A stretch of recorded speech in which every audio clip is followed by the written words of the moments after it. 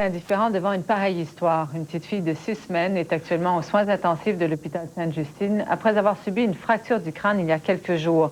Son père a été accusé de voies de fait.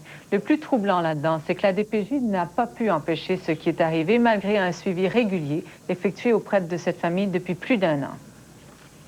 À l'hôpital Sainte-Justine, une fillette d'1 mois dont on doit taire l'identité repose dans un état critique.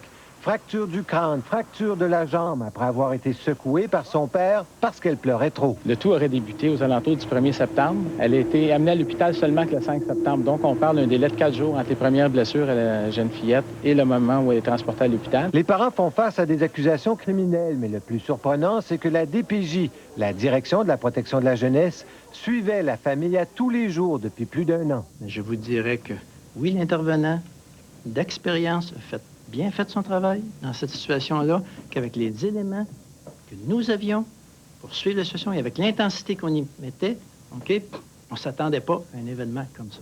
La Direction de la protection de la jeunesse était dans ses petits souliers, d'autant plus qu'on a appris que le premier enfant de la famille a lui aussi été hospitalisé l'an dernier après avoir subi une fracture du crâne à l'âge de 7 mois. La DPJ maintient qu'elle n'était pas au courant de ces abus physiques. Et je veux dire, à partir des éléments d'information que nous avions dans ce parcours-là, nous n'avions pas d'indices préalables de maltraitance. Les cas d'abus physiques sont de plus en plus fréquents, près de 700 signalements par année à la DPJ. À l'hôpital Sainte-Justine, on remarque que les cas d'abus, même sur les très jeunes enfants, ont plus que doublé en 3 ans. Et certains de ces enfants-là sont dans des comas profonds avec des lésions sévères, irréversibles, qui vont laisser des séquelles permanentes. Selon ces médecins, la fillette d'1 mois qui a été victime d'abus physiques risque de perdre la vue.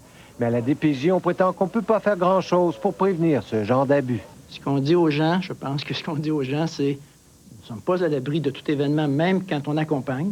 Et je ne dis pas que comme DPJ ou la Direction de la protection de la jeunesse peut garantir qu'il n'existe plus aucun risque sur des enfants. Daniel Carrière, Radio-Canada, Montréal.